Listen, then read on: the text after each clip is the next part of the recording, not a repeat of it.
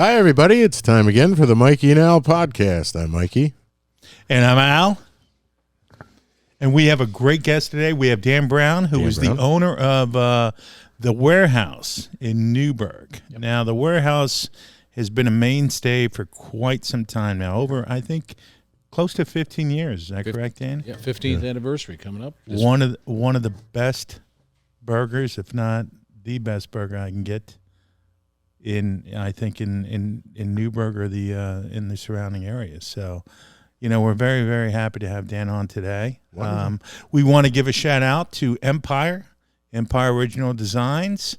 JoinTheEmpire.com in terms of any kind of challenge coins, anything needed out there for first responders. Please go to this website because they are literally the best at what they do. So I would say Empire Coins, original, jointheempire.com. Please go there for any needs in that capacity. So Dan, give us a little insight. Now, you are the owner of the Wherehouse. Now, you've had that for around 15 years. Is that correct? February 2009 we opened. February 2009. We're coming up on the 15th anniversary. Now, what made you select this area? What made you select Newburgh? Why did you think Newburgh would be the place to come to be able to own, to be able to open up a restaurant of that nature and make it work? Well, my wife and I lived in Manhattan, in New York City.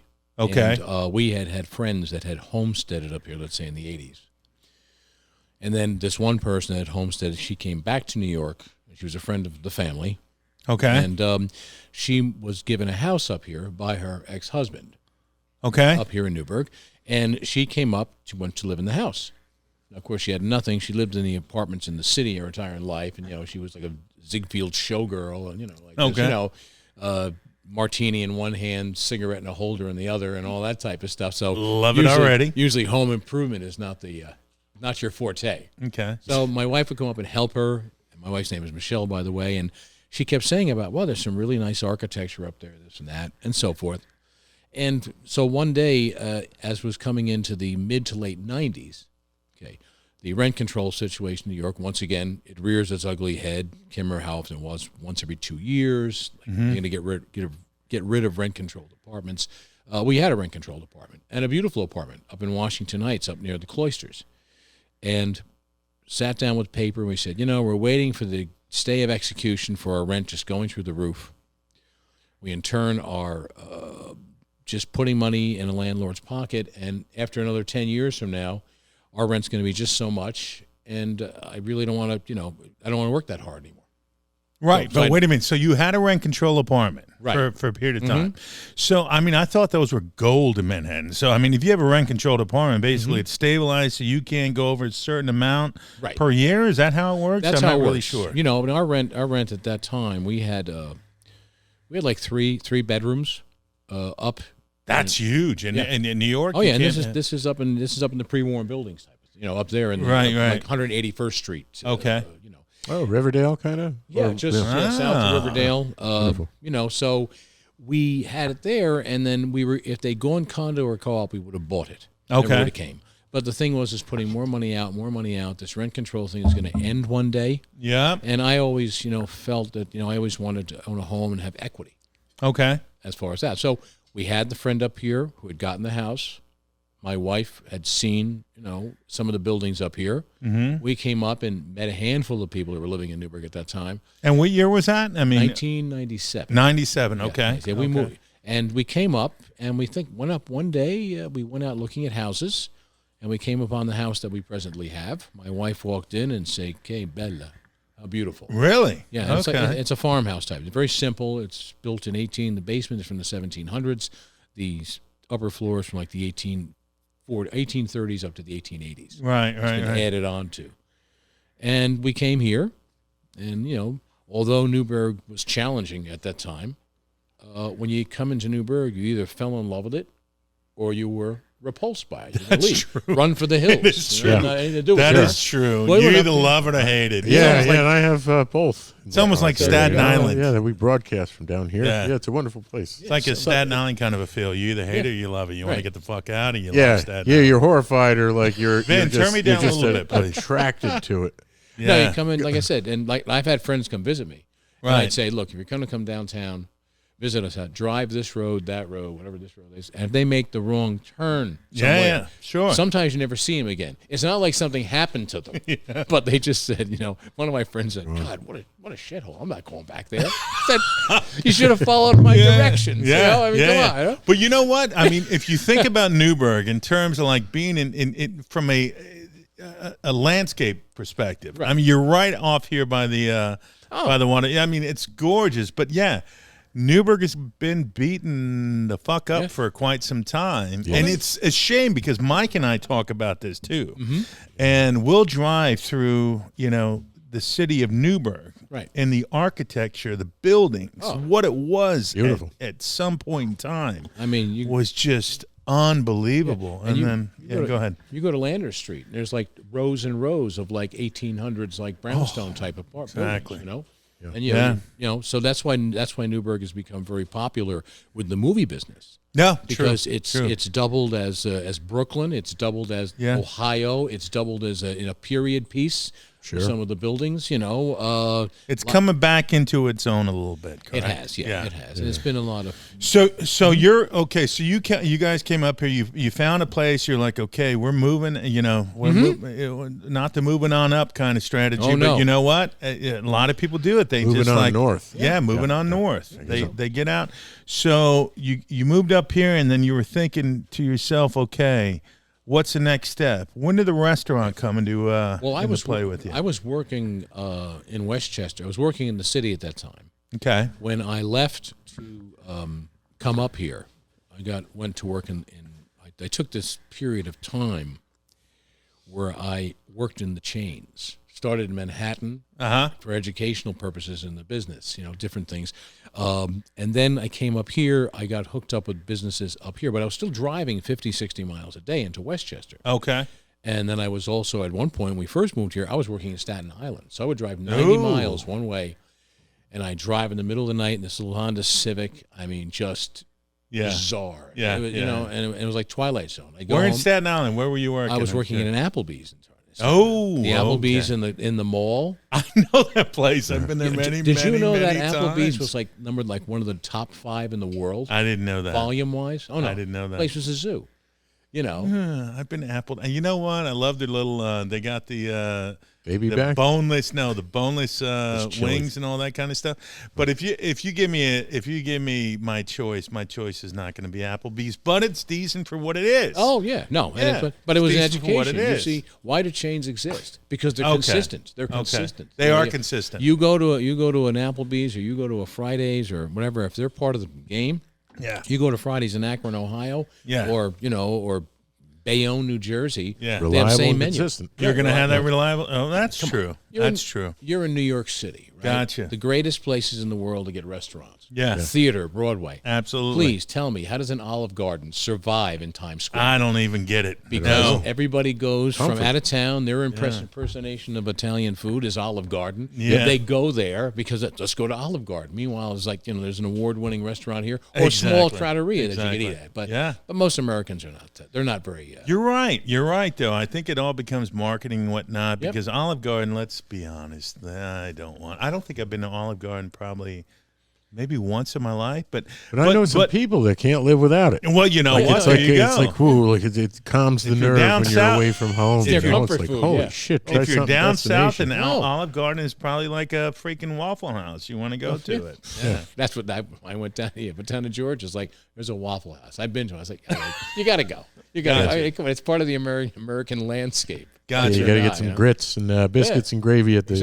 at Waffle 4 House. in the morning. I understand. Yeah, no doubt. So your trajectory was coming up to New York. Okay, so what were your thought process? Because from what I understand, I speak to friends who are in the business. I mean, being in the restaurant business right now it's pretty challenging. I mean, it's a lot of, I don't know how that's impacting you guys specifically, with the inflation, the cost of food and all that kind of stuff.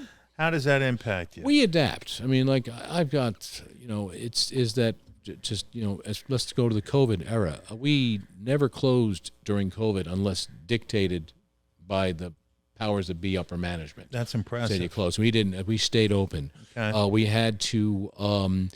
My wife was able to take advantage of a lot of the different programs Okay. to help us. And the thing is, with those programs, it's not like you're just filling out an application to join a fan club. It's a lot of involvement. You have they put you through the paces to get this money. Okay. And it takes a full-time job, almost like going for grants. You have to. You got to go for it. You got to be just so. We got that, and then we started. We always had takeout, but we embraced the 3 takeouts. Grubhub and DoorDash, Yeah, and sure. those things. Yeah. And we opened a window on the side. We put a little ledge on it, and in reference in the comedy of Newburgh, it was called the drive-by window. And we would sell, and we did a lot of takeout, and but we just tightened the belts, and it was a great time to reinvent yourself, or at least get your bearings straight. I think you had to be. You had to be a little, out of the box in terms of how you were trying to serve people to get through that. To get through that hump. Now, why the Warehouse? I mean, creativity. From a creative standpoint, I've been in the way. The burgers again are exceptional, but I mean, I don't want to say it's burger based, but would that be off candor? Burger was. We sell a lot of burgers. Okay. We sell a lot of wings. It's comfort food. Okay. But then we have a fried chicken. Now we also have a huge vegan and vegetarian menu. Okay. Something I wanted to tap into because all the years I was in the business. You'd have friends go out with friends, and people weren't vegans 20 years ago, 30 years ago. They were vegetarians. Yeah. And you go with a group of people, and you're having a steak, he's having pasta. Yeah. The friend who's a vegetarian is eating steamed broccoli. It's true. Well, think about that. That was that's the only your selection. pops. That was my father. Yeah, his father is one of my best friends. Is complete vegan. Yeah, but you have very limited. Very limited choices. Yeah, they're eating peanuts while the rest of us are eating steaks. Right. Then you go, and then when you leave, you say, "Hey, did you like the restaurant?" Yeah, broccoli's broccoli. It's true. It's hard to fuck that up somehow. Yeah. You can talk how you want it. Oh, good. So anyhow, you can't really fuck up. I mean, you can. Well, you can, but it's pretty difficult. Yeah, you got to really. True. You burn the broccoli. I mean, come on. Either that or it just wilts That's it. Or melted into a gray. Yeah, something like that. To a gray mass. Exactly. Yeah, my mother used to microwave broccoli into that kind of state. Oh, it just turned. Yeah. Why? You don't like this? Oh, that's. No. So the Warehouse, you got the property, and you said to yourself, you know what? I think this place needs a burger place because I mean, the Warehouse literally has. I gotta say, there's been a lot of restaurants in that area where you're at who've come and gone, and you guys have, been able to. We have something for everybody every day. Yeah. You could have a steak, but you can come in and just sit at the bar and have mozzarella sticks. You can have a certain thing and this and that. Now with the vegan and vegetarian thing, that, like I said, if the person who's the vegan or vegetarian, they leave. Yeah, sure. So I figured, look, they got to be part of the breaking of the bread. They got to be part of the ceremony. Gotcha. Compared to prostitution, I think breaking bread with friends is the second oldest profession in the world, or something like that. So you have this, and they have selection. So I put out 5 or 6, dishes at first, and people came. So wow, and so you go out with those same people again. You have steak, you have this. The vegetarian orders a full meal. Right. Now they leave. Did you like the place? Yeah, great. They actually have something I could eat. This and that. What do? They tell their other vegetarian friends. They tell their other, and as long as the quality is there. Quality's got to be there. And it has grown to right now. The new menu coming out. At the last menu we had 29 items of a vegan and vegetarian nature. Wow. Okay. From appetizers to desserts, and desserts don't even count that 29. Now it's going to get its own menu with another 5 or 6 items. Nice. So it has it when you come in, you get the menu that has the burgers and the steaks and and then say, well, would anyone like to see the vegan menu? Vegetarian. Okay. Wow, I'd like to see that. Not only they can have it to read, they can take it home. There we go. The to-go menu is my menu inside the place. So that's the whole ideology behind it. And it's one of my names for the restaurant is called the Warehouse, where herbivores and carnivores peacefully coexist. No, I think it's great, and I think that it's very eclectic inside. It's okay. So give us a little background about you, Dan. I understand back in the 70s you did a little touring with some of the groups. Well, I wouldn't say a tour. I worked primarily out of New York. Okay. There are people that have their you have people that have their private bodyguards to go around. No, that was not my job. But I worked security for them in different events and certain things, stuff like this. And back in the 70s, I came back from the military, and I came from Terrytown, New York, home of the Headless Horseman and Sleepy Hollow and all that jazz. And a bunch of us that we knew would go down to the local YMCA, to the weight room, and work out. And there was an older guy there. I won't say older at that point. He must have been possibly 45. But to us, he was an older guy. You know. Isn't he crazy? We're fucking older than that. Yeah, I know. Well, an old dude. Yeah, I know. It's pretty scary, ain't it, some days? Yeah. So anyhow, we'd work out, and his name was Stuart. And Stuart he goes, my son is working down at Studio 54. And he said, they need people. So one by one, people started getting hired from the group in Terrytown, and we all ended up working down there. Now you're in the middle of like the hottest night spots in New York City. Got to give me a vibe, Dan. What was the vibe? The vibe was, it was the 70s. A lot of decadence going on. Okay. I mean, Cocaine it was just and pubic hair. What's that? Yeah, cocaine and pubic hair. I mean, there was like, the drugs. Was cocaine? I think was that the 70s choice? Huh? Cocaine. Well, cocaine was the club drug. I mean, when people say, "How old are you?" I would say I'm old enough that when cocaine was really expensive and pot was cheap. Okay. So all right. Yeah. But it's so that turned around. You start meeting people, you network. Yeah. And then from there, like Michael Jackson came through town doing some stuff. He was there for parties and stuff. There was an honorary party for Yul Brynner. Wow. For King and I when he was dying, and they had a big party there. He worked there. Tony Perkins from Psycho. It was another time there. You see celebrities all the time. Yeah. With Michael, I kind of hung around with him a little bit and so forth and so on, to the point where, like, when I saw him a number of years later, I had a photo. It was funny. We went to this at the party for Yul Brynner, and there's this photograph of Michael Jackson, Yul Brynner, his wife, some other people involved, and then all of a sudden it's like me and this other guy on the end, and we knew the photographer. So I think we basically like hip checked Yul Brynner's son out of the way, and go over there. And we kind of on the end standing there looking stern. I saw Michael a number of years later, and I said, I saw his handler, and no one ever talks about this guy. There was a guy, I don't know if he was a retired cop. His name was Bill. Okay. I can't remember his last name. Bill looked somewhat. He'd wear a rumpled like Columbo trench coat. He had kind of like the Are We Not Men, like one of those hats on the Devo cover. You pull it down. Like, not the plastic thing. One of those. He looked kind of like the character of Grady in Sanford and Son. Okay. He looked just like this average guy on the street. I remember Grady to a T, but go ahead. Yeah, but this is how he looked like. And he'd come in and he'd surveil everything. And he was like, I think he was like Michael Jackson's like personal bodyguard.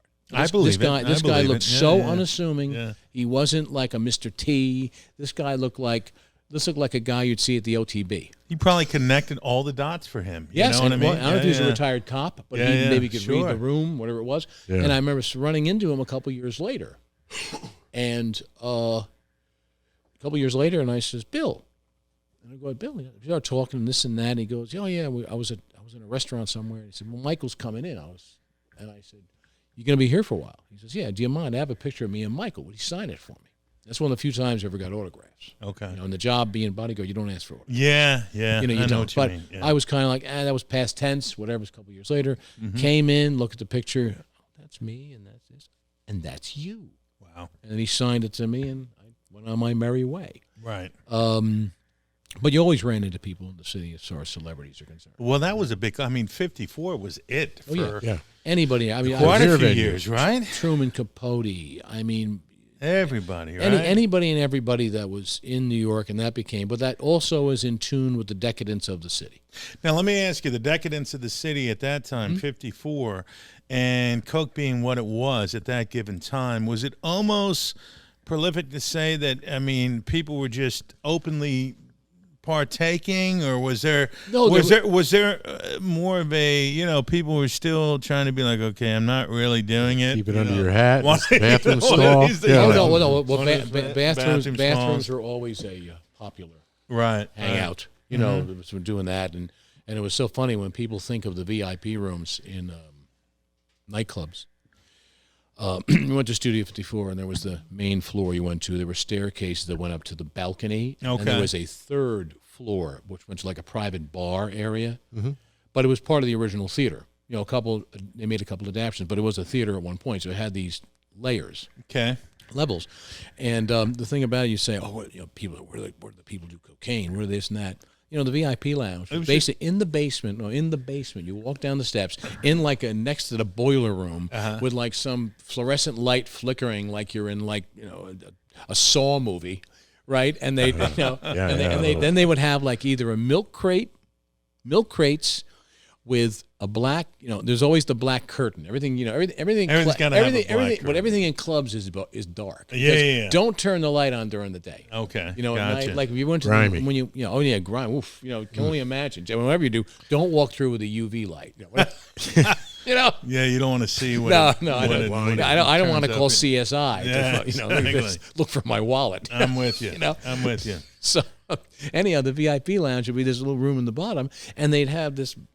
Like I said, it could be a table or it'd be milk crates, and then you'd have a black, like a tablecloth. Then on top, you'd have nothing more than a big fucking mirror. That's it. Okay. And the surrounding it was like, you know, this, you know, would be chairs like this. They'd be like folding chairs from like an Amway meeting or the VFW. And they'd be in a circle, and everybody would sit there and do blow. Yeah. Wow. You know, drink champagne. Wow. You know, and like a reverse AA meeting. Yeah, but the thing is that it was still very discreet. Now, I'm not saying that people, you know, they had things you could put in your nose that looked like suppository, you know, with all kinds of tools and gimmicks. So anything, you know. So let me ask you this then. So was there back in that time frame, because I'm always thinking about covers. Nowadays, you can pay $40, $50 to get into a club. Was there a cover on there was on Studio 54? I'm curious at that off time. the top of my head, I would like to say it'd have been $10. I can't off the top of my head, I can't remember. But I know that buying a Heineken or a beer, there weren't, first off, it wasn't like the micro craze. It wasn't like you had Heineken, you had Michelob, you had a few things there. Okay. I would like to say a beer had to have been somewhere around between $6 and $10. Okay, for a beer. That's still a lot back then. That's a lot, but people made more money. Yeah, of course. You know, your rent was cheaper. You made more money, but I made more money in this. Not just doing what I was doing. I knew people in the '70s made more money than they make today. I believe that. You know, I believe at the end of the day, and it cost a lot less to spend that money. I get it. But it was a luxury. You're going to the city, you're going to park. You know, nowadays it costs you $14. What does it cost? $18 to drive south to 14th Street. Yeah. By the time you get into Chinatown, I'm taking a loan out. Costs you $55, $60. Yeah, just to park. Yeah, absolutely. Yeah, you don't get anywhere cheap in the city anymore. Oh God, no. Yeah, no. I mean, the train from up here is like $500-$600 a month. Easy. Yeah. And then rents have creeped. I don't know how people do it. I don't know. I mean, you know what? Living in the city right now, I think because I lived on the Upper East Side for a long period of time, but I had a studio apartment. And I still paid, I think back then, I want to say I paid $1,900. Okay. Which was for a walk-up. And it had literally on the left-hand side of the thing, it said, please, and it was posted because there's women who lived in the building too. It said, please do not throw your, your feminine products in the fucking toilet. So here I'm paying $1,900 for a fucking studio apartment. And I still gonna be subjected to this kind of fucking, crayon markings and whatnot. Yeah. It gives you an insight as to what I was paying for versus what, some of the higher end would be. Some of the higher end kind of apartments. Oh, yeah. Fifth Avenue. You don't get shit there that's probably, gorgeous for under $3,000-$4,000 a month. Oof. So what happens is in New York, in my opinion, is it's great if you're there solo. But once you have a child or something like that, it's a whole different. It's a whole different ball because you just can't. You just can't afford being. You can't afford a 2-bedroom. Can't afford anything. I mean, it's just incredible. Well, that's why places like Newburgh now have become popular because think about it. They just this foundry building over here. They completed this foundry. Correct. With a bunch of apartments that in 3.5 years it sat around as like a folly for 33.5 years. Correct. Couldn't get it done. Yeah. Now those rents there's one big 2,000 square foot apartment, right? Yeah. Big ceiling to floor windows. You got some of the architecture from the thing. It's $3,000 a month. There you go. See? Now, but $3,000 though. they're not trying to rent it to you or me up here. They're renting it to the guy that is in the city right now paying $6,000 a month. Sure. For even no beautiful view of the river. Yeah. Okay. Probably working remotely out of his house. Absolutely So correct. now you're actually saving money by moving up here. What perceives as expensive up here for the market as it is, somebody coming from New York, it's a bargain. Yeah, I agree. Yeah. So, and that's why I think you see people buying houses and people no. When I went on Liberty Street, there was nobody there. It was like there was the Terrace Lounge, Terrace Tavern. There was a Latin grocery, which is around the corner, a bodega. The street lights didn't even work in front of my place. Tell us about some of your experiences with, owning bars. Well, like I said, the whole thing is Any good crazy stories from? No, there's always crazy stories. I mean, Well, what are the craziest ones? One of the one time I was running a Fridays restaurant right down on Broadway and 41st Street. There's a crazy story, and then there's gonna be like a once in a lifetime story, being in that area of the city. I like it. So the crazy story is the crazy story is that this restaurant down there was once called Kavanaugh Steakhouse, and it was big. It had this huge round bar, an oval bar. Okay. Had a big dining room. Now this is like this place must have been built in the 1920s, like the pre-war buildings. So everything was terrazzo floors, and the bathrooms were in the basement. No handicap access. Okay. You got to go to the bathroom. Well, figure it out. Get down there. But so That that's was how back old. in the day. Back in the day. So anyhow, one time I'm sitting there, and one of my guys come up, and there's a girl comes into the bar, and she's sitting in this huge bar, and she looks a little fucked up. Okay. A little fucked up. You can just see. Yeah. And so all of a sudden she leaves. She goes to the bathroom. That's downstairs. And goes downstairs, and all of a sudden I don't see her. Yeah, okay. What's going on? Yeah. Here we go. This is going to be fun. Uh-oh. Who's going to be in the slab in the meat market today? What's going on? Yep. Sit there, and all of a sudden I go, I tell my waitress to go down and check it on for me. Goes down, and she goes, oh my God, she's passed out on the floor. All right, this is good. So go downstairs. Now, this is back in the day. You don't have, you have 911. Yeah. That's it. Yep, It's not yep, like yep. you can go, you don't have that, what's it called, Arcan and all that other shit. nothing. Yeah. I don't They have have nothing. And you can't bring fucking people pump the back. chest. Nothing. It's like, Left and right. It's like you're fucked. Yeah, So, that's but go it. ahead. So go down there, and she's on the floor. So I'm trying to pick her up. I'm trying to see what she wants. She has a pulse. She's moving. She's all fucked up. Okay. I'm picking her up. She's fucking Pulse is sliding good. out. It's Yeah. trying to like grab onto a seal on a dock. It's just like fucking sliding and shit. And all of a sudden, I turn around and I say, I gotta leave. So I prop her up against the wall, and I gotta go call the cops. Yeah. So I go upstairs. I get on the intercom. And I do me a favor. Call. All I said was just to call one of the local cops, the local ambulance. That's it. No. Gotcha. My guy, my brain surgeon, Called everybody. my Mensa student, who's ever the fuck working up there at that point, Yeah, right, yeah. sends out this fucking alarm that I don't know what the code was. He said there's a woman dead on the floor and there's noises and this. So I walk upstairs, and I swear to God, I'm walking. The entrance is way over there. Yeah. And there's this huge bar. And I walk upstairs, and I see the street is shut down.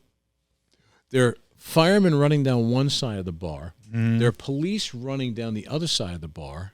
And I'm just standing there going, what the fuck is going on? What the fuck? What the fuck I is asked you to going just on? make a simple call. Simple call. Next thing you know, Just I've call got, the fucking I've National got, Guard out.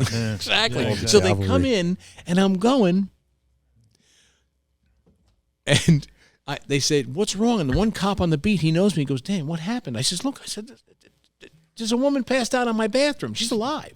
I said, but next thing you know, I've got it. I was going through. Okay. She didn't overdose yet. I said, but Get her out of my establishment. I just, I don't need the problems here. Yeah. And next thing you know, and meanwhile, when I was downstairs trying to pick up this girl, just to step back a second, one of my people are texting me, going like, or calling me on the intercom saying, there's a person up here with a coupon that's expired.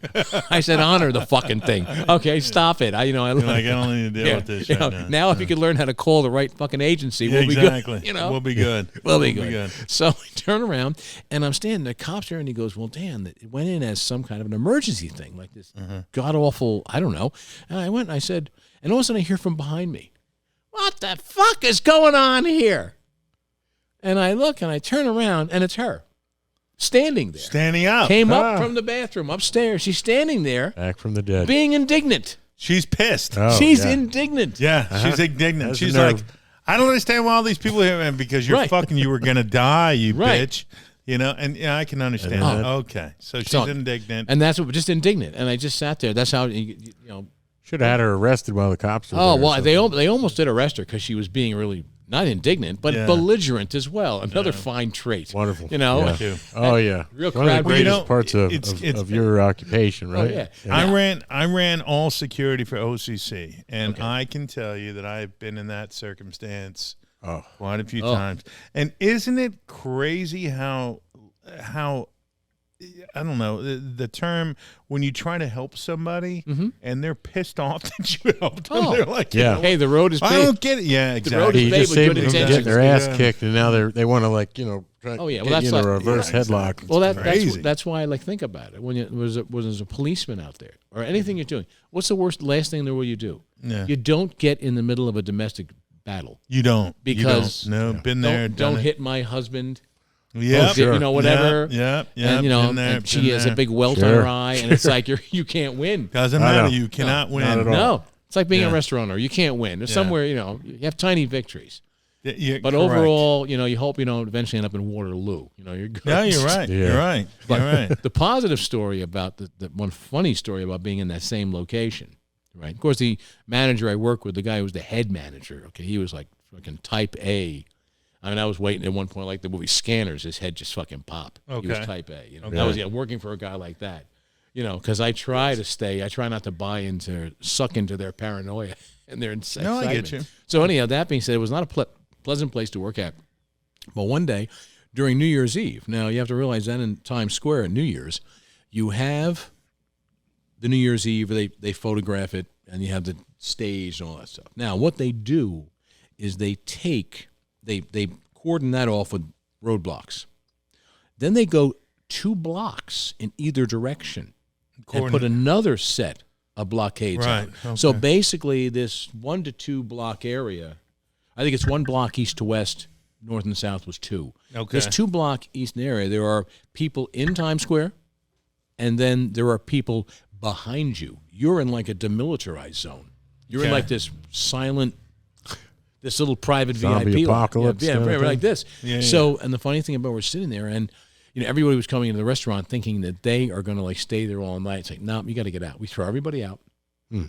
Next thing you know, you hear there's so much noise in Times Square at that point, you could feel the window shaking. Wow. In the restaurant. So you go outside. All the cops are there in this little area that's not blocked off. I got 1 million people behind me. Mm-hmm. You got 1 million people in front of you. And we're in this one street. It's like being in Omega Man or fucking, I Am Legend. Nothing there. Yeah, nothing so he sit out there. We brought a bottle of champagne out. We're sitting there with the cops, watching the ball drop. And he says, we're all toasting. And he says, do yourself a favor. He says, as soon as the ball drops, go inside and lock the door. Because it's just going to get crazy. Because they're just going to, what they do is they open up the gates behind me so people can converge on it, and they also take the blockades away from, from inside. So we're in this little private viewing spot to watch the ball drop. Yeah. With drinking champagne with, New York's finest, millions of people in front of me, millions. So that was like the $1 million seat. That's that. Beautiful. Got a little bit of space there. You can breathe. Yep. Oh, yeah, nice. And then on top of that, the interesting about it, when you're there was a kid that was helping us in the restaurant that night. His father was working at another location up in maybe in the 50s. Mm-hmm. He do me a favor, his son was like a little accountant in training, a little nebbish of a guy. And he says, can you do me a favor? Can you bring my son, can you escort him up to the registry? Yeah, no problem. And I swear to God, as much chaos is happening there. Right. Within 30 minutes, everybody's gone. They get them out of there. And the sweepers are in there. And they're just cleaning the goddamn Wow. clean. And but there's all those millions of people, what they did, I don't. They beat them with hoses. I have no idea. But all I know is they are gone. Yeah. And their streets are clean, and the cleaners are there sweeping shit up, getting all the confetti. And probably 5 a.m. It's like it never happened. Yeah. Have you ever done? Mike? Have you ever done New Year's in the city? I have. Have you? But I stayed in my hotel. I didn't go down to Times Square. Well, wait a minute. Let me ask, when did you do it and what was offered to you? Because you may have had a different scenario. Was this like in the OCC era when you had... This is OCC era. All right. So you... Yeah, 2003, 4. Okay. So who 5. brought you down there? Or was it I part of a... I was on a romantic weekend with my ex. Oh! So it was nice. Okay. It was a nice thing. It wasn't. So it wasn't just OCC business. related. It wasn't like... No. Okay. All right. But it was when I had the means to like stay at a nice hotel with a lady. Yeah, you had the frequent flyer points. You were Yeah. It's the perks. Yeah. No, because But we weren't crowded on the street. But we I- were watching overlooking Central Park. in a Well, hotel room. that's what you want to do in a hotel room. Yeah. Because Very I will nice. tell you, I've done it Very twice, and I'll never do it again. You cannot What, find crowded? a bathroom.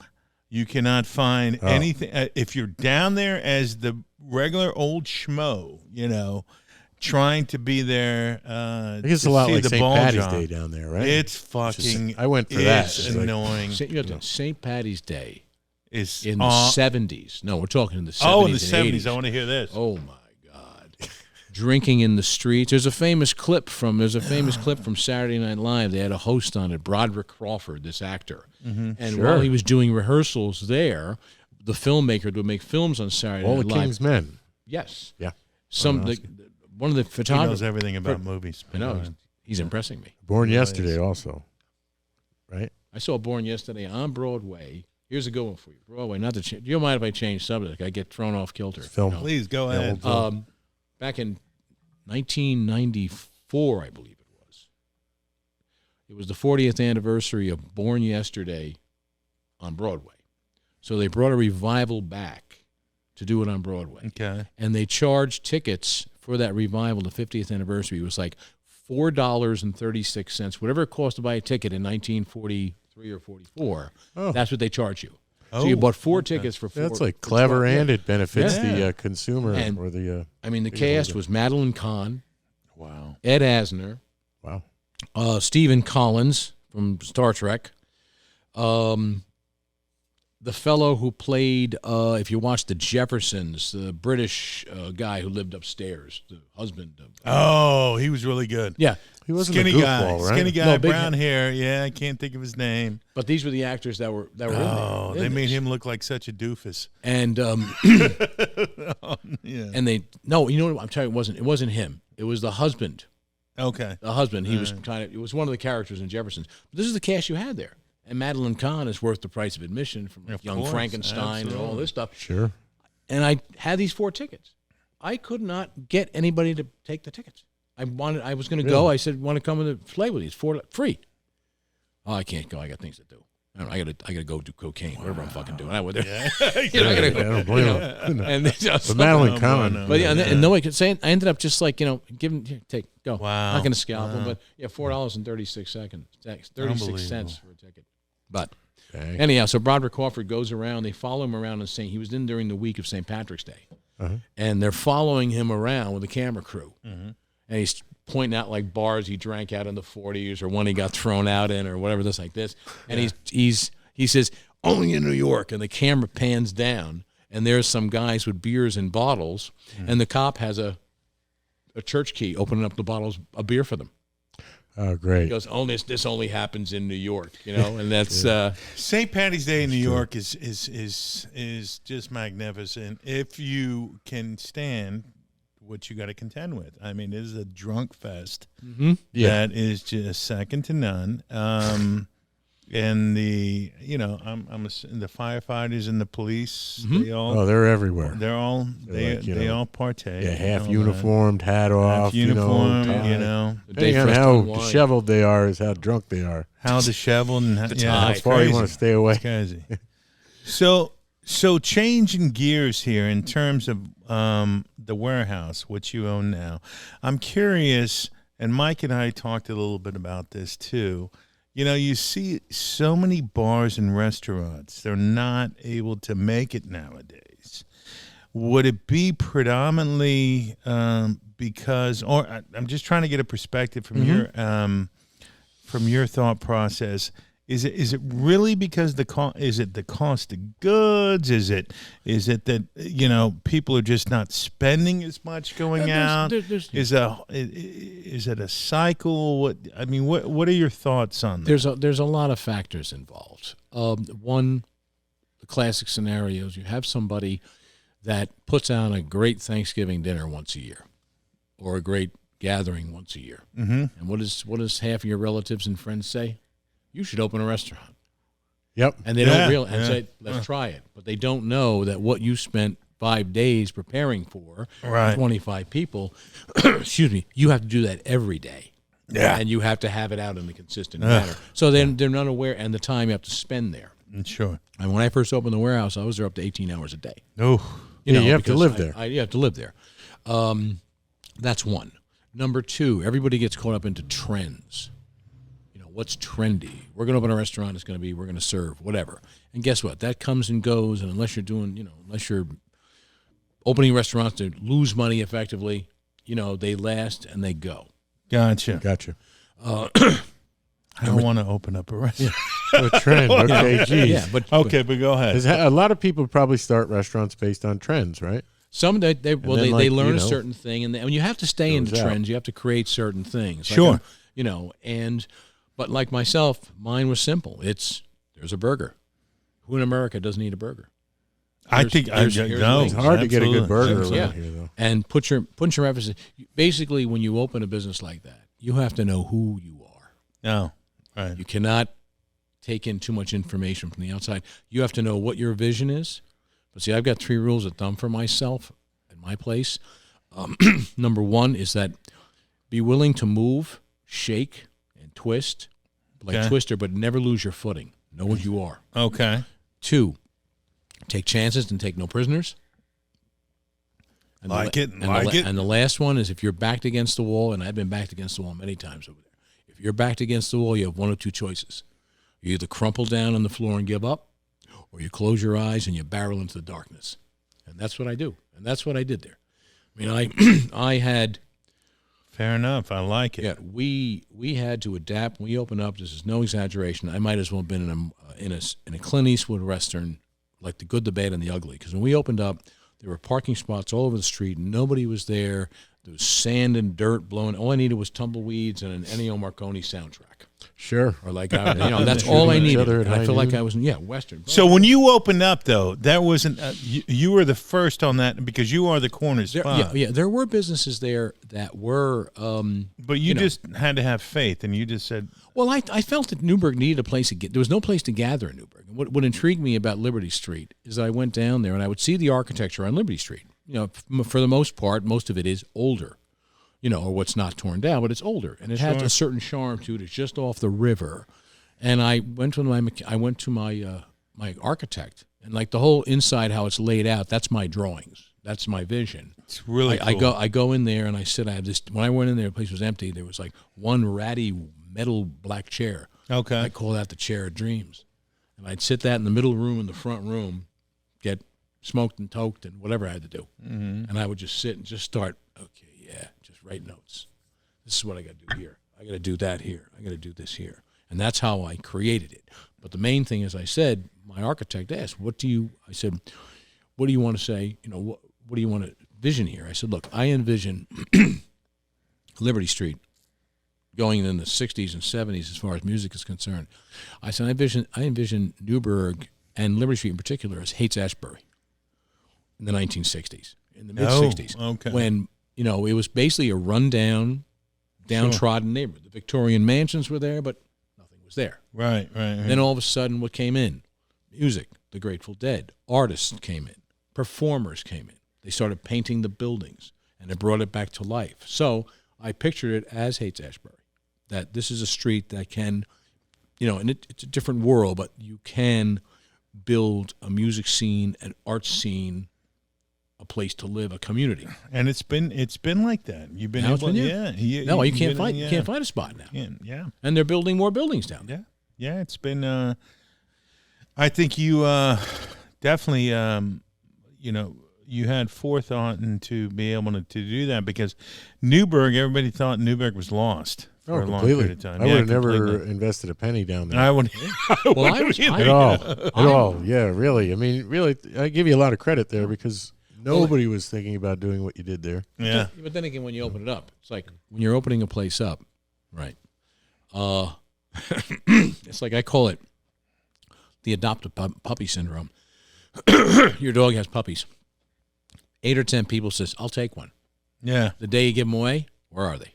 Yeah. Nobody shows up. Maybe one. Right? So nobody shows up. Now you got 8 puppies you got to get rid of. Right? You just, Fair. it's cruel you keep them in that box. No, you don't understand. These were promised for people. No, So I got you. anyhow, you people, we can't. We're going to open up. We're going to go.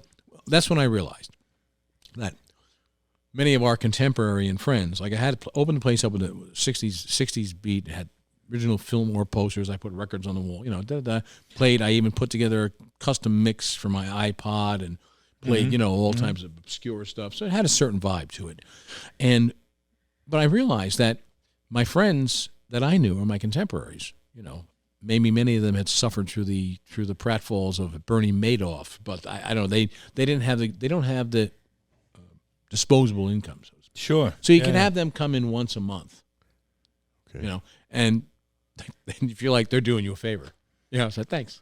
Gotcha. But it doesn't mean they're bad, but you can't rely on them. So when you have something, you have to have something to sustain yourself every day. So I was floundering bad. I mean, I did music all the time. I was paying music. I paid musicians. I paid out of my pocket. I spent so much money on music because I was going to pay musicians. Like like coming in, doing like a single kind of Yeah, no, I'd bring bands kind in. of things? I created posters for every event I do. Mm-hmm. I have a whole library of posters, like the Fillmore posters. They're all dated, so I could look at the history of my restaurant by my artwork. Wow. I design the menus. I do everything. I'm very anal retentive, and I'm the devil in the detail there. Okay. Everything has to pass muster with me as far as like any ideas I have like that, like what will get people to come in. Sure. And but we were floundering. Nobody was coming. People were afraid to come into Newburgh. If they came into Newburgh, and I saw them walking down Liberty Street, they were either lost or they're coming to me for help. That was my thoughts. You never saw anybody from the outside. I got you. Or as I like to say, the visitors from outer Whitelandia. They weren't crossing the seas for this shit. Sure, gotcha. Nobody was coming down. And but we started, and Vin here, Vin played there in 2010 when I was here 14 years ago. These young bands, and what had happened is I was floundering, and 2 people came to me, and they said we would, we'd like to promote some shows here. Mm-hmm. What have I got to lose? Sure. I couldn't pay the bands. I had no money. Absolutely. So I started doing punk shows in the back. Oh, I didn't know that. Outsider show. We had punk shows. Then we had another guy, but that was Holly Bercelli from Outsider magazine. Probably heard of it. And then there was also a film, Eric Lamont, I think his name was. He was doing indie music, and that was with Vin. Okay. And the bands that he was in.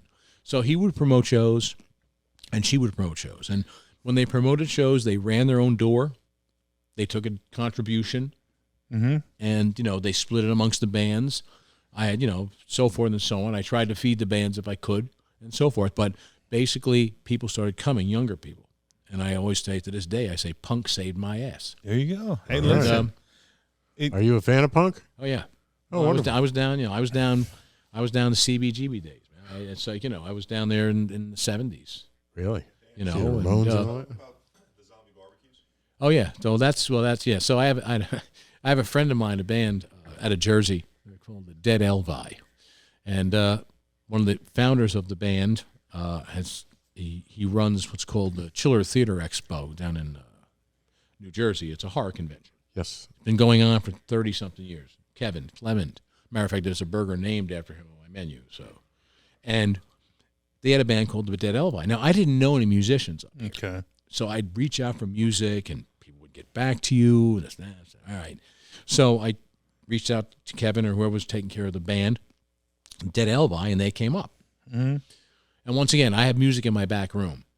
it was like every time people would come there, no one would go sit in, as opposed to the city, when you go out to see music, you go to a club. Okay, you would go to a back room to see music. Wouldn't necessarily have to sit at the bar. Up here, it's always the college mentality. You got to be by the bar. It's true. So I had this room in the back, and the bands would play there, and nobody would go the fuck back. Every fucking show I put on, okay, I felt like I was cosplaying Jeff Spicoli, hiring Van Halen for my fucking pool party. Oh, Jeff Spicoli. There you go. Fast times at Rick's. We like dropping a lot of these like useless trivia. No, but you know what? Oh, You got to know what it is. Of course, everybody, Jeff Spicoli. Sure. Right. So anyhow, so they were up there one day, and there was nobody in the building. If you look at pictures of the restaurant, how few people were there when I first opened up, right? It looks like it was some kind of like a staged thing from a kitchen. You're building. So, gotcha. So gotcha. There was nobody there. So I invite the Dead Elby. They're playing in the back. They come out with makeup on, and this and that. And they play horror surf rock. Sure. Okay. And so forth. And awesome. I'll look them up. And they turn around, and so they're playing in the back, and they said, well, we're going to unveil a new song we've written. And now, mind you, nobody's in the back with them. I'm there, doing my surfer dude thing, like Jeff Spicoli, watching. And there's a couple of girls in the front, sitting at the bar. Now, if you're familiar with the logistics of my restaurant, if you walk out my front room and you go into the middle room, there's this big set of garage doors that overlooks this park downtown. There's a park down. The park overlooks that park. That was just a field. So they start playing this song, Psychedelic Zombie Barbecue, and I'm listening. It's a great beat. It's like a beach thing type of thing. And all of a sudden, the women in the front, girls, started coming to the back of the restaurant and started dancing in front of the Dead Elby. Now I'm standing there trying to think, what is the next mess I can get myself into here? And I'm sitting there and I'm listening to them doing Psychedelic Zombie Barbecue. Just love that name. The girls are dancing, right? Girls are dancing like go-go girls like this. And I look out the right and there's this field. And I went, and I was doing barbecue at the time. Okay. So I went, zombies, go-go girls, barbecue. That's it. Psychedelic Zombie Barbecue. So I put an event on out in the field, get a stage. Remember, Vin's band was one of the first bands that played the first one in 2010. All right. And we did okay. I mean, we had a good day. We brought about 300 people in, which people wouldn't go there. But the beautiful thing about it, the rest of the month was so shitty. Doesn't matter how much money I made that day. You can only, squeeze so much water out of a rock. Yeah. But we did it. And next thing you know, I made videos for it. We'd merchandise it. And we'd put 5 of them on. And what it was I didn't know that. Yeah, that's great. There was a day where you would start. They'd meet at Washington's headquarters. We had the big field. Washington said all the zombies would gather there. And we had guys coming from, we co-opted with the Ren Fair that was down in Tuxedo Park. So they had the Renaissance people when they had the Forest of Fear dressed up as zombies. I mean, good makeup. And we had people get dressed up. So we'd have a zombie walk from the Washington's headquarters down Liberty Street and then onto the field. We did that every year. And then we had a beer tent. So what? Seems pretty festive. That sounds fun. That sounds so cool. Right? I never heard. Why did it? Why? Yeah. Oh no. I was. I mean, not to tell. I mean, I like to tell stories. I like to be a raconteur. But I'm very humble about myself. I don't like to sit. I only get my hair up on my neck when somebody says, "Well, it's not so fucking difficult here. What's your problem?" Then I go, "Okay, here we go. This is where I was." It's like, But I generally am very humble about it. But it's true. It was the first. That field was sitting there in seed. There was a piece of a building that looked like a natural stage riser. That's why I put the stage at.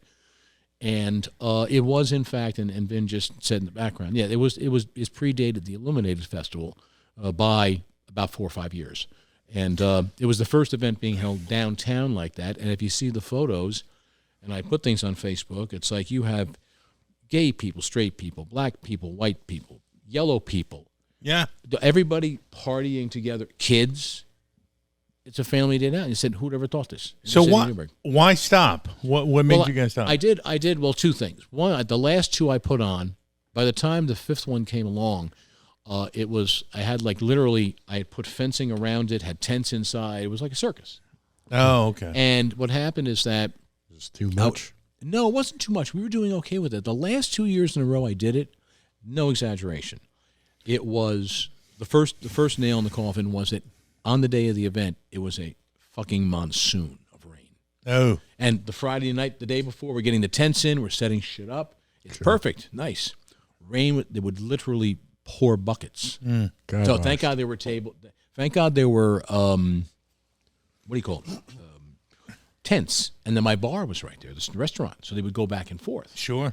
But it rained torrential, and I just said I don't want. Every time I did, I was like, I'm the guy. Like, we need rain. Just have Dan put an event on. That's bad luck. And it was bad luck, so I stopped. Then on top of that, they took the cornerstone of the building down there, bought the lot, and they turned it into a park.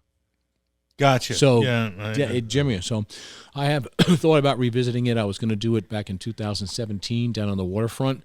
That kind of fell through for a number of reasons that I won't talk about. It was more of a, one of those moments where I had to almost let my hair up again on my neck, and so it's, but I'm actually toying about doing it again. Okay. And I've worked the logistics out on that field, and all the businesses are down there. So it might be something I might decide to revisit. But it was fun, but I did it to bring people. It got notoriety in Newburgh. I mean, Well, you know what? Newburgh is starting to, it seems to me, you either love or hate Newburgh too. Mm-hmm. I mean, you're getting into that kind of thought process because I know a lot of people here who've been here, they're born and raised here, who just love Newburgh to death. And then you have the transplants who are not really sure about Newburgh yet. They just come here and complain about the sushi. Exactly, that kind of bullshit. So it really depends upon, it becomes very shallow sometimes. Yeah. So it really depends upon what side of the fence you're on and that kind of thing. I mean, Mike, you've been here. Obviously, Mike, with the OCC I love it sort of thing. Yeah, so I love Newburgh. Yeah, I don't think he'll ever go. No, it's, anywhere. Yeah, like the seedier the better. Yes. You need DMV over here, Yeah, you need that. Kind of fun to hang it outside of every now and again. There is some truth to that. I mean, Newburgh has, when you think about it, we're not that, what are we? An hour north of the city. I mean, right up the train. 58 miles to the George Washington Bridge. An hour and 15 minutes on the express. We are. It is a nice location. There's a lot for us to. There's crossroads of the world. Yeah, correct. You got airports. You've got the major highways. True. The train, of course, is across the river, but still, these are major. It's the crossroads. Trucking. True. I think Newburgh, ultimately, give another 15, 20 years, it will be phenomenal again. It'll be booming again. It has to. Well, but the only thing that I think that was really fucked up is how much architecture in this city was lost due to the fact that it was not taken care of very well. Yeah. I mean, that to me was such a, because I'll drive around Newburgh, and I don't know if you've done this, Dan, and Mike and I do it all the time. All the time. We'll drive and we'll just stop in front of the building and go, holy shit, this thing was immaculate. Yep. And the architecture that just, and it went to shit, and we don't understand why, but we sort of have an idea why. But there's urban renewal. Right? Yeah, the urban renewal kind of a thing. It's just, but holy crap, I can remember probably thinking back in, let's say, the 40s and 50s, what this place probably was. Well, there was industry then. There was industry. Well, that's true. There was during World War II, the big shipping industry here on the docks. I mean, there were factories. Yep. that dried up. Even what's his name, Kaplan. Yeah. Regal Bag. Yeah, Regal Bag. Yeah, that's where he made his. Yeah. From what I understand, he made a killing back in that. I mean, look at Motorcyclopedia with Ted During. Motorcyclopedia. Yep. Correct. But well, shit. Look at OCC with your pops. Yeah, sure. You know what I mean, He put the place on the map too. This to a large place degree. could make a big comeback. I think it will. And the thing is this is I think at bottom line, I think these are exciting times to live in this city. Yeah. And I've seen it from my vantage point on the corner, like seeing nothing going on and watching a lot of stumbles and falls. But what's happened is over the last 6 years or so, we have seen a lot of things sticking to the wall. There are people, they just opened a ramen place. They opened a coffee place over in an area that I used to call it when I used to drive through there. It was like single light bulbs, like from a 1920s street light. Be sneakers fantastic. hanging on the streets were fucking adorable. I used to call it Little Beirut. Okay. Because it was like a fucking bomb zone. Sure. And now there's ramen places now over there. The Liberty Street, it was me on the corner. And then there were a couple of things in between. And we saw businesses come and go. And generally what happened was, all of a sudden there'd be a shooting in Newburgh, and next thing you know, store's closed. Where'd you go? What happened? People would call me. Are you okay? Why? Well, there was a shooting in Newburgh. I said, well, they shot somebody in fucking Arizona. It's the same fucking thing. It's like 3 blocks away, and, that's and like this. Now, that's how the name Wherehouse came. Yeah. And I didn't know what to call it. And I would sit there and I would tell friends I was opening a restaurant. And they would say, where? And I go, Newburgh. Then they go, where? Mm-hmm. I said, Newburgh. Where in Newburgh? I said, downtown. Where? And they kept getting more and more agitated about because where I was. exactly, they figured I was going to, jump into the jaws of death or something like this. And they just gave me where. And finally I said, something, fuck this. I'm going to call it Wherehouse because that's where I am. Yeah. And that's why it's called that. But there was so much concern. I'd never seen people so concerned for my life. Yeah. Oh, These are the same people that call me if there was a shooting. Go, are you okay? That's true. Yeah, I'm okay. But you weather through it, and you're 15 years into it. God bless. No, I'm loving every minute of it. It's Yeah, great. it's So let me ask you that. that. Okay, That's how? something that most people told you. What's that?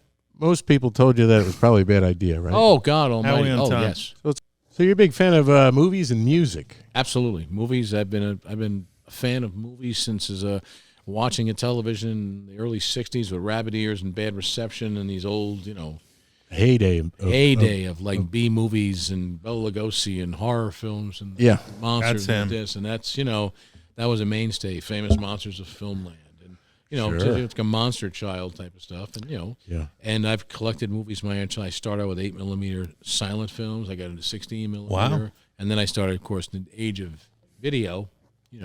How compact. Yeah. I tell that to my basement. When it comes to videos and movies, that is the guy. I mean, Mike, that's his You thing. remember Cinerama, things like that from the 50s? Oh yeah, for the big widescreen stuff that actually Quentin Tarantino used that for the Django movie. Yeah. That's Cinerama or 70mm. Yes. And that's the sad part about movies because Similar technology. people miss. Nobody goes to the theaters. I mean, anymore. Yeah. Very few people, and it's a shame because there's nothing beats watching a movie on a big screen. I don't think so. No, nothing. And I it's don't care. dying out. Yeah. Oh, it People is. are just not going to the cinema anymore. No, and it's a shame. But that's what they want us to be like in that movie Idiocracy. They want us to be fat, looking at a 90-inch television or 100-inch television in our house, eating Cheetos. Yeah, and a prisoner in your own home. Prison, that's what they Guilty. want. Yeah. Yeah, just boom, keep the caloric That's it. intake going. Little do you know you've been convicted of something. Yeah, So, that's true. more Cheetos, I'm good. Yeah. Well, Mike, your whole thing. I mean, you love the TM. Was it TM? TCM. Oh, TCM. of course, Turner Classic. Big fan of uh, Turner Classic movies. Turner I'm Classics. Big fan of anything from, I love noir films. Yeah. I love, I don't watch TCM. Pretty much everything that's been on TCM, I've recorded onto disc. So I go on So TCM. you got it all on rotation. Oh, I have it on. I have binders of movies. I mean, I was involved in video stores at one point in the city, so I got into it. And then I was working on a book years ago, and I might revisit it now. Back in like the late '90s, early 2000s. Yeah. If you recall, they started out with like direct to video movies, and that's why Van Damme and Seagal kind of slipped down that path along with Exactly. a lot of action stars. But too. there were a lot of people who were doing it before those guys slipped. There was stuff going like, you'd go in there. Bronson Yeah, Bronson. at the end of his career. Oh yeah. Well, I have an action movie at home called Runaway. And Tanya Harding, the what do you call it? Tanya Harding, the skater who hit the girl's shins with a thing. Yeah. She's in an action movie. Oh, she is. Oh yeah, no, you get Wonderful. but you get these like grindhouse action movies, but they were going directly to the video stores. Yeah. So I started working on a book. I'd go around to all the video stores and I'd do two things. I would buy out rare videos, I sell them on eBay. And that would pay for the rest of what I had. Okay. I was big into dealing in out of print stuff and things like this and Sure. history. I'd get involved with it. And then And there was a big market for that then? oh yeah, there were times people would and people, there are people right now. You take a look on eBay right now. And Yeah, I people can't enjoy understand campy this. and all kinds of, wacky kind of. Oh, shitty wacky! Oh film no, and no! whatnot. I grab. I mean, I have things like I have one called like what is it called? Oh, Cannibal Hookers. I have these like really bad Z grade sure. things. Yeah, it's Just not love the exactly name. porn, but it's twice as bad. Oh yeah, Price is Bad. I mean, I have Twice a movie. as shitty. I have a movie. It's hilarious. I went and I was at a Chiller Theater convention, and Linda Blair from The Exorcist, right, had shot during the Blair Witch Project. She had shot a film called a short 20-minute movie called The Blair Bitch Project, and it's her in the role of the girl in the Blair Witch Project, but it's a 20-minute spoof. And so I find weird stuff like that, obscure things. See, you wouldn't even think that exists. Yeah, well, you can't find it online. You can't. The thing is, and she was doing, and she's very big into like animal activism and protecting. She was doing a lot of donations, so she was selling it, and the money was going towards charities. Gotcha. Charities. Sure. But I find unique stuff like that. Yeah. And I love the weird. Can I ask about the Blair Witch Project? From what I understand, was that just a low budget film that basically these people came up with that knocked it out of the park? Would that be accurate in terms of what occurred? It was like one of the first film. You're dealing with horror. You're dealing with you don't have a big green monster coming, but you Right. got fear of the unknown, the dark, things like this. And it was really one of the first films.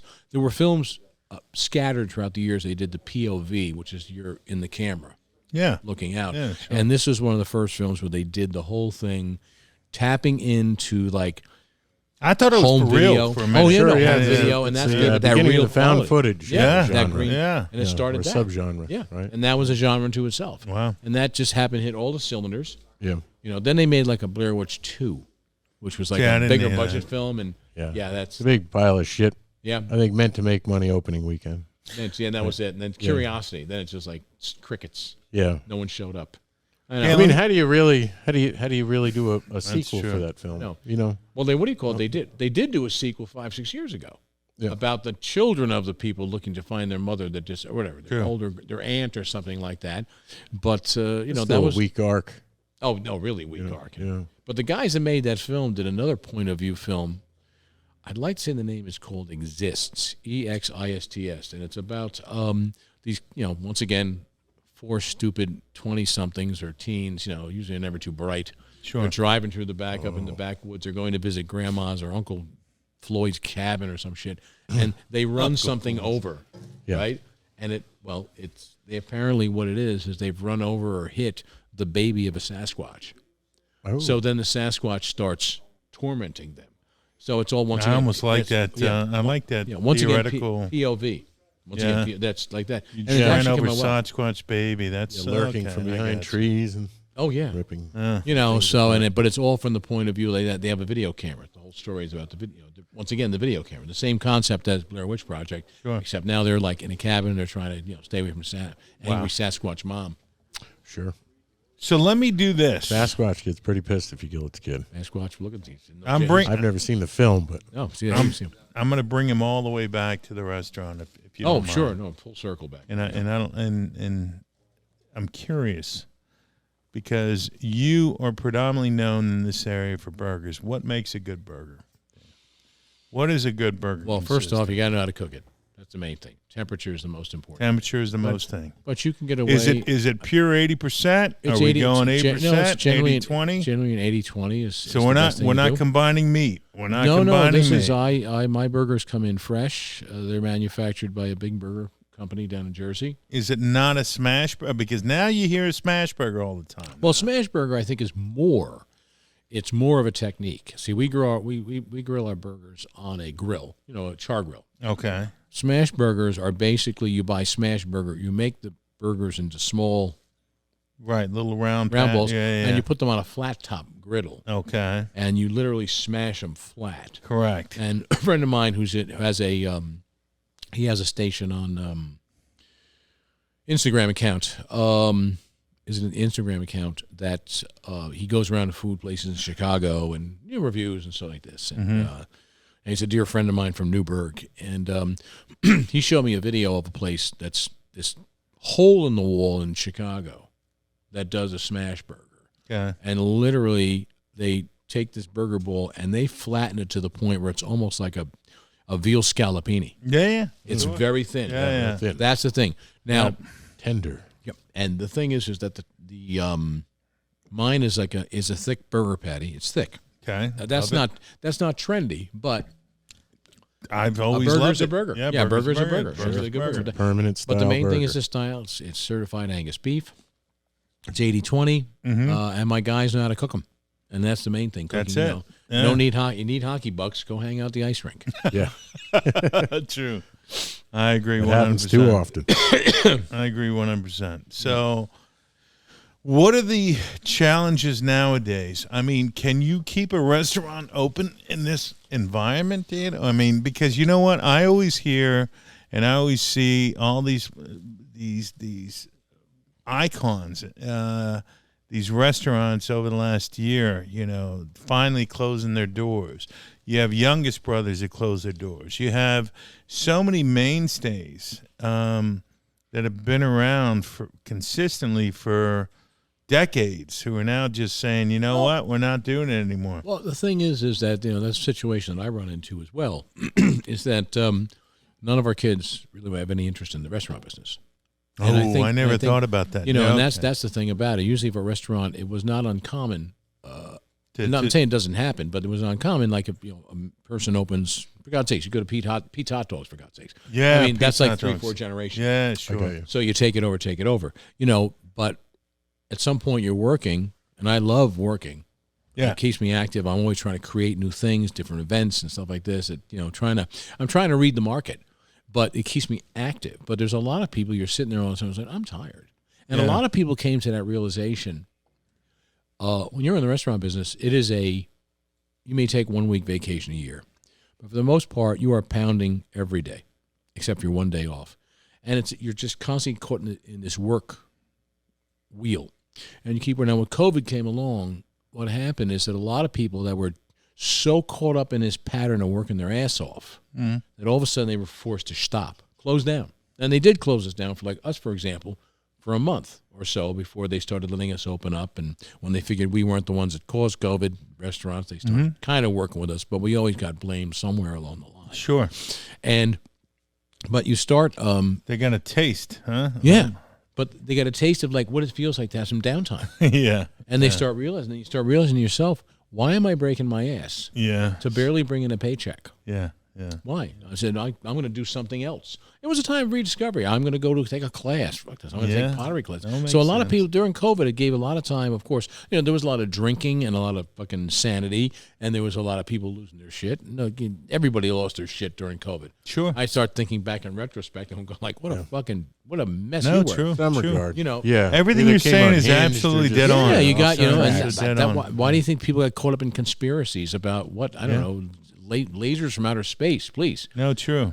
So that they had nothing. They were easy to be. That shows how easy humans can be manipulated. What you're saying, I think, gives a better perspective. You're right, because I think a lot of these people were just going at it full head on, and they finally got an idea of what it's like to sort of sit back, step on the brakes. Step on the brakes. Okay, so they're like, fuck this. We're not doing this restaurant bullshit anymore. And that was and my wife and I discussed that as well. Right. We discussed that as well, but then I said, me trying to act like I'm Johnny Appleseed or some heroic motherfucker. Right. I'm sitting there and I go, the warehouse opened up here and there was nothing on this street. He turned the lights on. Yeah. I said, it is so important that when this shit passes, and we may not get it as alive, that the lights are still out at the warehouse. Wow. They have a place to go. And that's why we were also determined to stay. Yeah. But when I first opened, there was no business, and honestly, I was $500,000 in debt. And to close the doors back in 2010 when things were bad, Sure. that would have been devastating in the long run. Right. But all of a sudden it was like, we're going to have zombie barbecues. We're going to bring punk shows in. We're going to do this. We're going to name all of our burgers after, like, whether it be, we had a hedgehog burger after Ron Jeremy. We had a Wonderland Avenue named after John Holmes with the Wonderland Avenue murders. I mean, we had burgers named after our friends and things like this. But I think that's the creative, and, Yeah. and I think that's the creative, and I think that says a lot about your stick-to-itiveness, Too stubborn to give up. Yeah. I mean, it's good though. It's tenacious. I probably would have been like, let's just put this we're just going to put a stick in it. Yeah, But hang it you up. didn't do it, And and I think move that's on. very, very, very, that's telling about you as an individual. And the business that we get, that's the business of the people we come from all over now. Sure, It was like, I sure. remember going when they opened Billy Joe's down the river. I went down there. They had like 9 hostesses there when the first opening. Yeah, And sure. remember when Billy Joe's first opened, I remember them having you walk in, there was like a gift shop. Yeah. Right, I'm going like, you just open the door. You have a full blown gift shop. Yeah, Like, can I get yeah, a set of beer coasters? What are you fucking selling? Yeah. It's a little too much. And then and so they did this. I remember going to people down there, and I would say, "Why own a restaurant?" They say, "Where?" And I said, "The Warehouse." Where's that? And I said, "Up the street." Never heard of it. People would not come down to that area. That's how grim it was. Now I could, I went to I go to places in the middle of nowhere, and people have heard of us. I'm not saying like I'm not going into Ohio, but I'm in New York area that people No, absolutely. or Absolutely. Jersey or things like that. They'll say like, I know the Warehouse. So that's like, I think the menu is creative. I think the menu, it's almost like a newspaper, kind of a creative, kind of a stance. I think everything that you guys do over there is very, very off the cuff. Yeah. It's not, you're not thinking a lot about in a good way. No, My point is you're trying to create an atmosphere whereby you guys are doing what you guys do in a very creative way, and it's not just lock and key. It's Right. just No, you have to you be guys- unique. Yeah, you got to be unique, Yeah. and that's Well, what I was looking for. There was a place on Broadway in the city. I would like to say maybe in the 60s, between 68th and 72nd, I believe. It was called Big Mike's, I understand. It was a diner. Mm-hmm. And this place had been there they closed a few years ago. It's been there for 40 years. And once again, the guy closed. Rent went up. Who knows what happened? Sure. But this guy started as a diner. I don't know where it exactly started, but you went in there. It was like being in a emporium of food. I mean, pineapple pizza, this, that, all things on the south.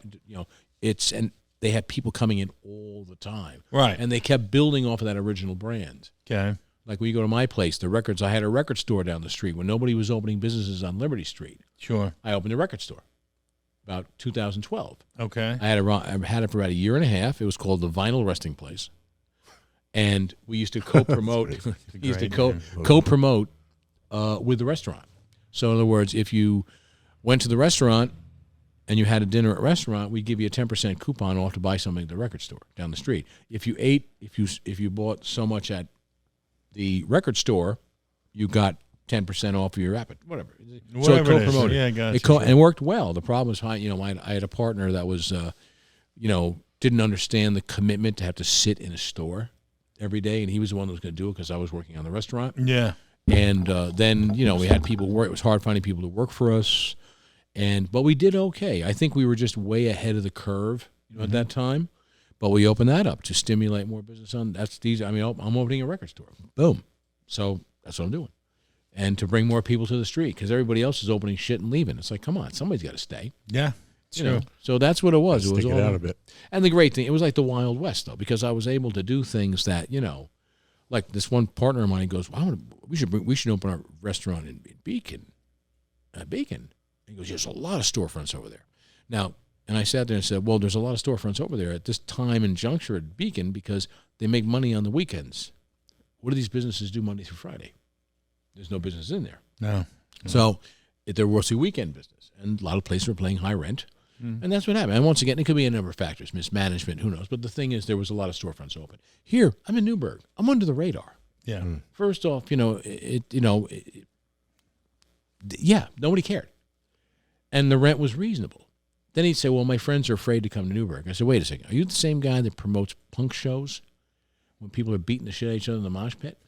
And yet you're afraid to walk out of a record store and make the wrong fucking turn? Yeah, I said, exactly. God, I hope they don't make men like you anymore. It's true. It's so true. that's, I was there a year and a half, and that's it. So I love music, and that's why I've got breasts on the wall for breast cancer fundraisers. And I think everything about the Warehouse is very unique as far as what you guys been able to do with it. And I think that it's interesting nowadays because to be able to sustain yourself is in itself a big kudos to you to be able to do, because everybody's just shutting down left and right. So yeah, it's what do we call it? You just have to keep adapting. Gotcha. Adapt. Sure. You can't sit and wait. You serve the same thing every year for years, and you have the same decor, and you have the picture of somebody on the wall. Okay, you're going to have your regular customers. This is no longer the days where, like, if you grew up in a town, you'd have multi-generational people living in the town. You went there. Your kids would go to the restaurant. 100%. That doesn't happen. Your kids now move away. I agree. So you don't have that continual small town tavern. And there's the change. There's a lot of it in consideration of this. Absolutely. A lot of You it. have to constantly tweak and evolve. Yeah, and you have to keep an eye. I read magazines. I watch what's going on, like this whole Smash Burger thing, which, this and a number of things. And I go, you just have to keep your eye on the market. But once again, you have to know who you are. I sell burgers. I sell chicken. I sell vegetarian food, okay? I could throw a steak on. I'm not a steakhouse. I used to do barbecue when I first opened. But when Billy Joe's opened and then Brothers Barbecue, okay, I said, I pulled back. Yeah. Because why? They're doing barbecue, and it's like, no, I'm making it just, you have to watch your neighborhood. You don't, the more the merrier. If there's another burger place on the street, fine, good luck. Whatever it may be, it's all good. Because people are going to walk down the street. Makes sense. I think we learned a lot about today. Vin, where are we at? We're at time. First of all, Dan, please tell us where we can see you as far as the Warehouse in Newburgh. Give us the address where people can see you. It's 119 Liberty Street. 119 Liberty Street. Right, one block off of Broadway on Liberty. It's right on the corner. I'm going to tell you guys that it's the first thing you see when you walk on Liberty Street and Ann right there. I have had the burger there. It is unbelievable. I think that anybody out there who wants to visit Newburgh needs to visit the Warehouse. I think it's an incredible environment. I think what Dan has done here with his spouse is unbelievable. And for us in Newburgh, it's something of a rarity because you know what? We're trying to figure out what places are really, really good to go to. And, there's a mainstay here that's been over here for over 15 years that we just really appreciate. So, Dan, we really appreciate you coming in today. Also, for being on the show, we'd like to give you absolutely commemorative coins. Look at the Mikey and Al podcast. There we go. There Wow. we go. Double-headed. One on one side, one on the other. We're going to definitely promote this, and we're going to promote the Warehouse. And, Mike, anything else to Just thank you very much for being on. Absolutely, I appreciate you come over. We could talk movies. telling us the ins and outs. Yeah, but come over one day. We could talk movies. All right. You're just around the corner. Absolutely. Literally. So, but it was a real pleasure. I was flattered to be invited. We when you get to a certain point in your career, people ignore you or they run you out of rail. No. Why? We like enjoyed having you. I aspire, like as I said, when I sit there about my place, I sit there. I opened up. I was new and innovative. Some people referred to it as a shining beacon of light on the corner. Yeah. And now it's like maybe I'm the old gin mill. That's why I've aspired to become the old gin mill, but I'm not. Believe it or not, I think the Warehouse is known very well in this area as just being has a good reputation. place. I was just fishing for compliments, guys. Okay, well, you got it. You got it. Right. That means we get a free burger. There you go. Come over. right. Lunch is on me. I know the owner. right. Just don't ask my wife for it. Outs. So, Mike. Is your wife pretty tough? Mike, Oh, you yeah. got to Hey, go out. she You gotta go. keeps me from living in a box. All right. That concludes our, right? Yeah. We're doing it out or no? Oh, yeah, this concludes our show. Dan, thanks very much for being My on pleasure. the show.